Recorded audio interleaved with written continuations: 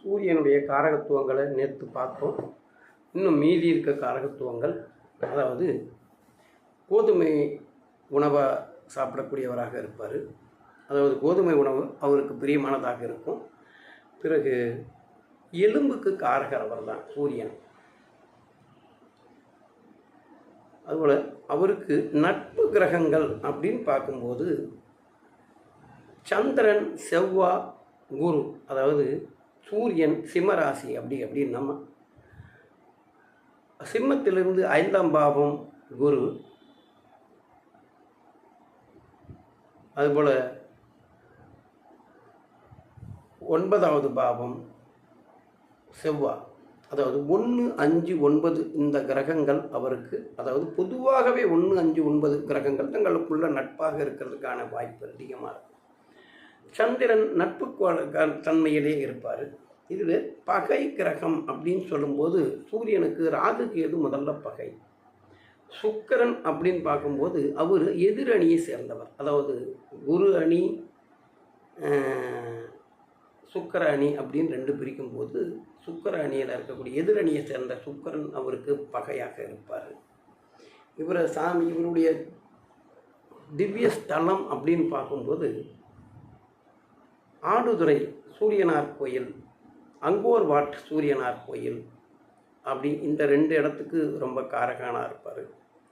பொதுவாக சிவனை வழிபாடு பண்ணுறது ரொம்ப சிறப்பாக இருக்கும். அவர் பொதுவாக உயரம்னு பார்க்கும்போது நடுத்தர உயரம் இருக்கிறதுக்கான வாய்ப்பு தான் அதிகம் இருக்குது. நடுத்தர உயரமாக இருப்பார்.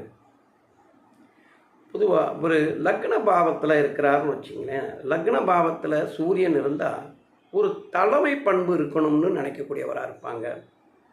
எதிரியும் தான் முன்னாடி இருக்கணும்னு நினைப்பாங்க. நல்ல, அதாவது நம்மளுடைய கட்டளைக்கும் கீழே எல்லாரும் இருக்கணும் அப்படிங்கிற ஆசைப்படக்கூடியவர்களாக இருப்பாங்க. லக்னத்தில் இருந்தால் சில பேருக்கு தலையில் முடி குறைவாக இருக்கிறதுக்கான வாய்ப்புகள் இருக்கும். இவங்க யார்கிட்டையுமே சண்டை போடணும்னு நினச்சி போட மாட்டாங்க. இவங்க சொல்லக்கூடிய கருத்துகள் அவங்கள மனசை வலிக்கிற மாதிரி செயல்படும்.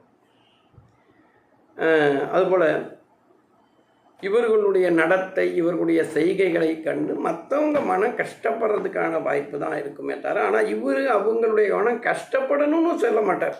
இவருடைய கருத்தை வெளிப்படையான தன்மையில் சொல்லும்போது அவங்களுக்கு அது கொஞ்சம் பிடிக்காத மாதிரி ஆகிடும். அதுபோல் 2ஆம் இடத்துல சூரியன் இருக்கிறாருன்னா, பொதுவாக 2ஆம் இடத்துல இருக்கக்கூடிய சூரியன் இருக்கக்கூடிய நபர்கள் பெரும்பகுதி வாடகை வீட்டில் இருக்கிறதுக்கான வாய்ப்பு அதிகமாக இருக்கும். தன் சொந்த வீட்டை விட்டுட்டு வாடகை வீட்டில் வசிக்கிற மாதிரி இருக்கும். பொருளாதாரத்தில் கொஞ்சம் பிரச்சனை இருந்துக்கிட்டே இருக்கிற மாதிரி இருக்கும். சூரியன் 2ஆம் பாவத்தில் செய்யும்போது இந்த மாதிரி பொருளாதார பிரச்சனையை சந்திக்க வேண்டியிருக்கும். பேசும்போது ஒரு விதமான அதிகார தோரணையை செலுத்துறதுனால இவங்களுக்கு கொஞ்சம் பிரச்சனை அதிகமாகிற மாதிரி இருக்கும். அதுபோல் 3ஆம் பாவத்தில் இருக்க ரொம்ப தைரியம் இருக்கும், வீரியமான நபராக இருப்பாங்க. அது பொதுவாக சூரியன் அப்படிங்கிறது ஒரு அதிகாரமிக்க தன்மை உள்ள கிரகம்.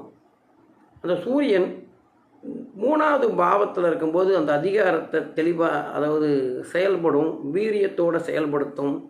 அது சூரியனுக்கு சரியான இடம். பொதுவாக பாவ கிரகங்களுக்கு 3, 6, 10, 11 இந்த பாவங்களில் இருக்கிறது நல்லது. சூரியனை பொறுத்த வரைக்கும் 3, 6, 10, 11 இருந்தால் அற்புதமான பலன்களை செஞ்சு கொடுப்பார். இருந்தாலும் 3ஆம் இடங்கிறது அவருக்கு ஒரு வீரியஸ்தானத்தை கொடுக்கறதுனால நல்ல அமைப்பும், நல்ல தெளிவும், நல்ல புத்திசாலித்தனமும் இருக்கும். எதையும் எதிர்கொள்ளக்கூடிய திறன் அதிகமாக இருக்கும். 4வது இடத்துல சூரியன் இருக்கிறாருனாக்கா, பொதுவாக சூரியனுடைய தன்மை அப்படிங்கிறப்போ குடும்ப அமைப்பு, குடும்பத்தினுடைய இதெல்லாம் கொஞ்சம் மகிழ்ச்சியாக இருக்கும். சில நேரங்களில் இவருக்கு வாகனங்கள் கிடைக்கிறதுல கொஞ்சம் கஷ்டமாயிடும். அப்பா வழியில் சொந்தம் சொத்து பத்து இது மாதிரி இருந்தால் கொஞ்சம் அதெல்லாம் கிடைக்கிறதுக்கு ரொம்ப கஷ்டப்படக்கூடிய தன்மை அதிகமாகிற மாதிரி இருக்கும். வீடு இது போல் அந்த 2ஆம் இடத்துல இருந்து சொன்னோம் இல்லையா, வாகனங்கள் அது புத்திசாலித்தனம் இதெல்லாம் இல்லாத இருக்கிற மாதிரி இருக்கும். வாகனங்கள் அதாவது வீடு வாடகை வீட்டில் இருக்கிறதுக்கான வாய்ப்புகள் இருக்கும்னு சொல்லுவாங்க. மாதிரி 4ஆம் வீட்டில் இருந்தாலுமே வீடு வந்து அடிக்கடி இப்போ சில பேர் இந்த 2ஆம் வீட்டில் சூரியன் இருந்தால் வாடகை வீட்டில் இருப்பாங்க, ஒரு 10 வருஷம் 5 வருஷம் இருந்துட்டு வருவாங்க. 4ஆம் வீட்டில் இருந்தால் ஒரு 2 வருஷம் ஒரு தட்டைக்கே இடத்த மாற்றிக்கிட்டே இருக்கக்கூடிய தன்மை அதிகமாக இருக்கும். 5ஆவது வீட்டில் சூரியன் இருந்தால் நல்ல இறை பக்தி இருக்கும். குழந்தையில ஒரு கருக்கலைவு அந்த மாதிரி ஏதாவது ஒரு சின்ன தன்மை இருக்கும் 5ஆவது வீட்டில். ஏன்னா அது ஓவர் ஹீட்டு. அது 5ஆவது வீடுங்கிறது குழந்தைகளுடைய தன்மை. அதில் இருந்தால் கொஞ்சம் பிரச்சனையை நல்லாவே கொடுப்பார். அதுவும் இல்லாமல் எப்பயுமே அதாவது ஒரு கவலை இருந்தால் அதை பார்த்து கவலைப்படுறது இல்லை. அதுபோல் எப்பயுமே எந்த சூழ்நிலையாக இருந்தாலும் மகிழ்ச்சியாக இருக்கணும்னு நினைப்பார். கவலையை பற்றி சிந்தனை பண்ணாத மகிழ்ச்சியாக இருக்கக்கூடிய தன்மை இருக்கும். 6ஆம் வீட்டில் சூரியன் இருந்தால் எந்த பகைவராக இருந்தாலும் அழிக்கக்கூடிய தன்மை அதிகமாக இருக்கும். எந்த பகைவரை அழிக்கக்கூடிய தன்மை அதிகமாக இருக்கும்.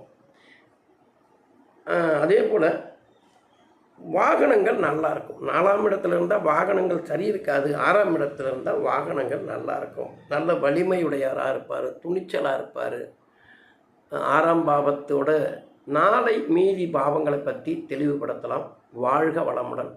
நம்மளுடைய சேனலை சப்ஸ்கிரைப் பண்ணுங்கள், கமெண்ட் பண்ணுங்கள்.